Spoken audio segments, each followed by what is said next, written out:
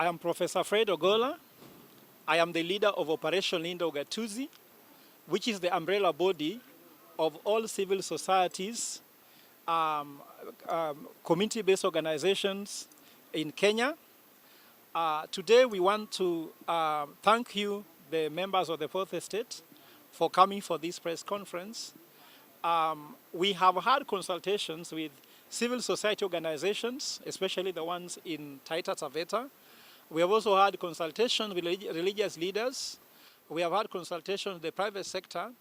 And therefore, we want to make the following statements. There are three very important statements. The first statement is, given the ongoing bipartisan negotiations in Kenya, we, leaders of civil society, community-based organizations, private sector, and religious leaders, we are not for bipartisan negotiations. We have stated clearly that we want to have multi-partisan negotiation.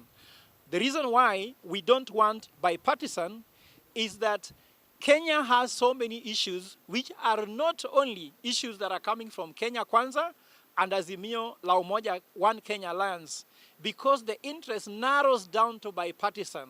But the issues are much bigger that needs to focus on the larger Kenyan society where everybody needs to come to involve, and that's why we call for multi-partisan. So we are trying to say, let us not go to parliament. Let us go back to Bomas, where everyone is there. Remember why we are here is simply because of one thing. The failed institutions of parliament. Parliament, as we know it, Azimio la Umoja One Kenya Alliance should be the leader in parliament. But parliament was bought and compromised. Now we have Kenya Kwanza government leading parliament, but according to us, the numbers shows that they're the minority. Parliamentarians have gone to shake hands with the president in State House. And the State House has killed all the key institutions in Kenya, naming legislature, because in the Constitution we have three arms of government.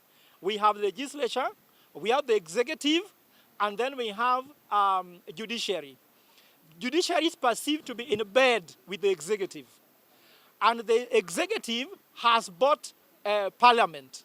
Therefore, the Kenya Kwanza government has created the fourth arm of government, which is illegal.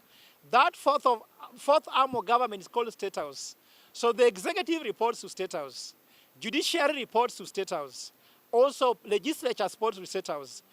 Those institutions are not independent. Therefore, we cannot have a bipartisan negotiation using them.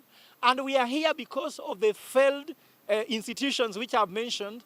So the fourth arm of government, which is called State House, cannot be controlling parliament from State House and cheating Kenyans, and the negotiations are taking place in parliament. So we abhor that. And in fact, we want to ask Raila Odinga and William Ruto to be honest and involve Kenyans. The issues affecting Kenyans now, when Maandamano takes place, people destroy their property, they lose lives. Those are not politicians. They are people in the civil society, and they are people with private property. So that's why we abhor and request that we have to have multi-partisan. Take us to Bomas, not taking us to parliament.